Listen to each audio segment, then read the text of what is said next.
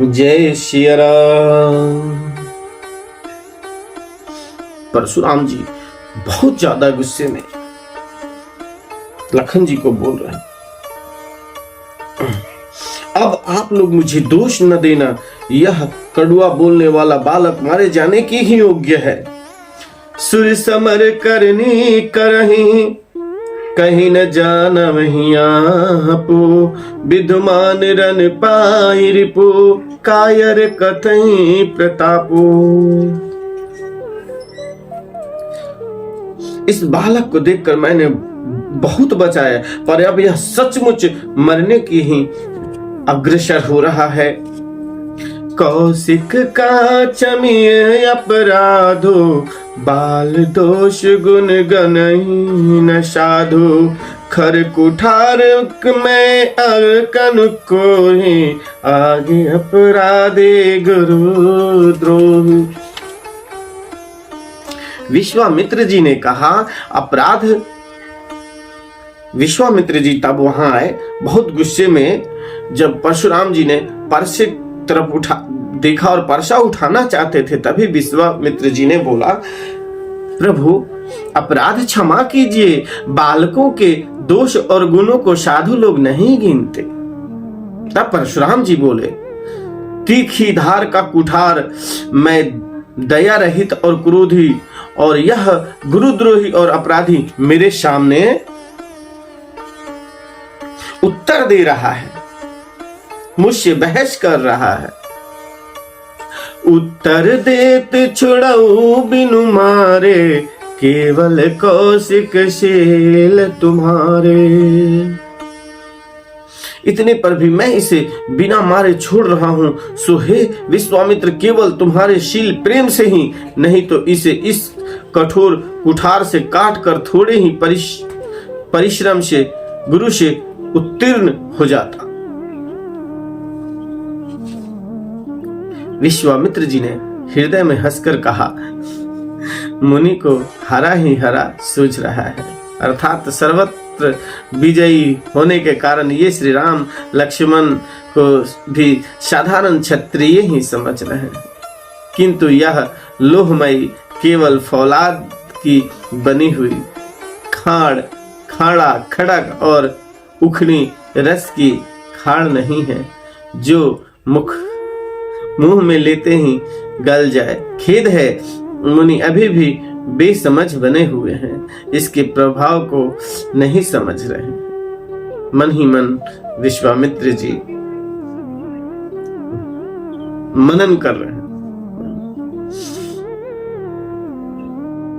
कहे लखन मुनि सील तुम्हारा, को नहीं जान विदित संसारा। लक्ष्मण जी ने कहा, हे मुनि, आपके शील को कौन नहीं जानता, वह संसार भर में प्रसिद्ध है। आप माता पिता से तो अच्छी तरह उत्तीर्ण हो ही गए, अब गुरु का ऋण रहा, जिसका जी में बड़ा सोच लगा है, वह मानो हमारे ही मत्थे कढ़ा था। बहुत दिन बीत गए, इसे ब्याज भी बहुत बढ़ गया होगा। अब किसी हिसाब करने वाले को बुला लाइए, तो मैं तुरंत थैली खोल कर दे दूं। लक्ष्मण जी के कड़वे वचन सुनकर परशुराम जी कुठार संभाला। सारी सभा हाय हाय करके पुकार उठी। लक्ष्मण जी ने कहा, हे भृगु श्रेष्ठ, आप मुझे परसा दिखा रहे हैं, पर हे राजाओं के शत्रु, मैं ब्राह्मण समझकर बचा रहा हूं, तरह दे रहा हूं, ब्राह्मण समझ के आदर कर रहा हूं। आपको कभी रणधीर बलवान वीर नहीं मिले। हे ब्राह्मण देवता, आप घर ही में बड़े हैं, यह सुनकर अनुचित है कहकर सब लोग पुकार उठे। तब श्री रघुनाथ जी ने इशारे से लक्ष्मण जी को रोक दिया। लखन उतर आहुति सरिस, भृगुबर को कृशानु, बढ़त देख जल सम बचन, बोले रघुकुल भानु। लक्ष्मण जी के उत्तर से जो आहुति के समान थे, परशुराम जी के क्रोध रूपी अग्नि को बढ़ते देखकर रघुकुल के सूर्य श्री रामचंद्र जी जल के समान शांत करने वाले वचन बोले। हे नाथ, बालक पर कृपा कीजिए। नाथ करहु बालक पर छोहु, सुध दुख मुख करिया न को। जो पै प्रभु प्रभु कछु जाना, तय की बराबर करत याना। हे नाथ, बालक पर कृपा कीजिए। इस सीधे और दुध मुँहे बच्चे पर क्रोध न कीजिए। यदि यह प्रभु का आपका कुछ भी प्रभाव जानता तो यह क्या बेसमझ आपकी बराबरी करता? नहीं करता।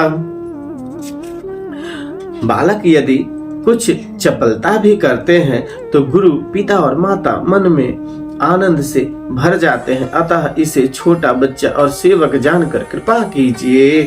तो आप तो समदर्शी, सुशील, धीर और ज्ञानी मुनि हैं।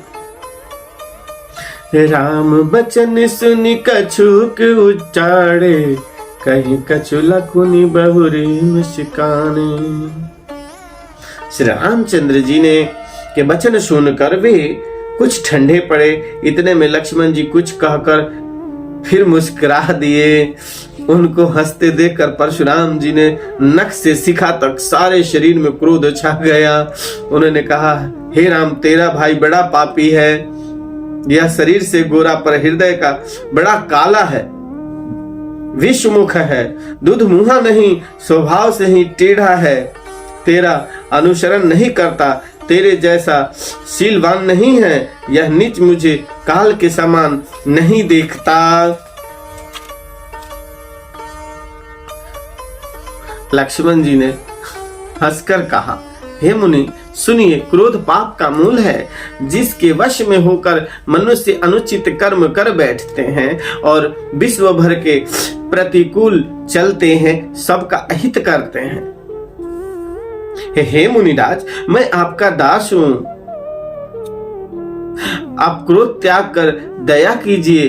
टूटा हुआ धनुष क्रोध करने से जुड़ नहीं जाएगा। खड़े खड़े पैर दुखने लगे होंगे तो बैठ जाइए।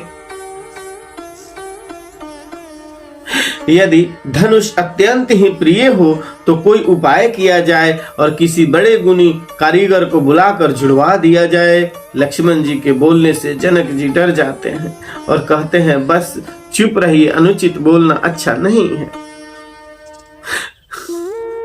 जनकपुर के स्त्री पुरुष थर थर कांप रहे हैं। थर थर कापहि पुर नर नारी, छोट कुमार खोट बड़ भारी। जनकपुर के स्त्री पुरुष थर थर कांप रहे हैं और मन ही मन कह रहे हैं, छोटा कुमार बड़ा ही खोटा है। लक्ष्मण जी की निर्भय वाणी सुन सुनकर परशुराम जी का शरीर क्रोध से जला जा रहा है और उनके बल की हानि हो रही है, उनका बल घट रहा है। कभी भी जरूरत से ज्यादा गुस्सा नहीं करना चाहिए, नहीं तो बल घटता चला जाता है। तब श्री रामचंद्र जी पर एहसान जानकर परशुराम जी बोले, तेरा छोटा भाई समझकर मैं उसे बचा रहा हूँ। यह मन का मैला और शरीर का कैसा सुंदर है, जैसे विष के रस में भरा हुआ सोने का घड़ा। यह सुनकर लक्ष्मण जी फिर हंसे। तब श्री रामचंद्र जी ने तिरछी नजर से उनकी ओर देखा, जिसे लक्ष्मण जी सकुचाकर विपरीत बोलना छोड़कर गुरु जी के पास चले गए। अति विनित मृदु शीतल बानी, बोले राम जोरी जुग पानी। सुनहु नाथ तुम सहज सुजाना, बालक बचन करय नहीं काना। श्री रामचंद्र जी ने दोनों हाथ जोड़कर अत्यंत विनय के साथ कोमल और शीतल वाणी बोले, हे नाथ सुनिए, आप तो स्वभाव से ही सुजान हैं। आप बालक के वचन पर कान न कीजिए, उसे सुना अनसुना कर दीजिए। बड़े और बालक का एक स्वभाव है।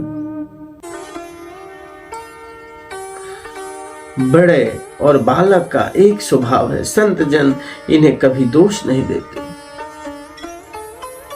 फिर उसने लक्ष्मण ने तो कुछ कहा भी नहीं, कुछ काम भी नहीं बिगाड़ा है। फिर तो लक्ष्मण ने कुछ काम भी नहीं बिगाड़ा है। हे नाथ, आपका अपराधी तो मैं हूं, अतः हे स्वामी, कृपा, क्रोध और बंधन जो कुछ करना हो दास की यह अर्थात दास समझकर मुझ पर कीजिए।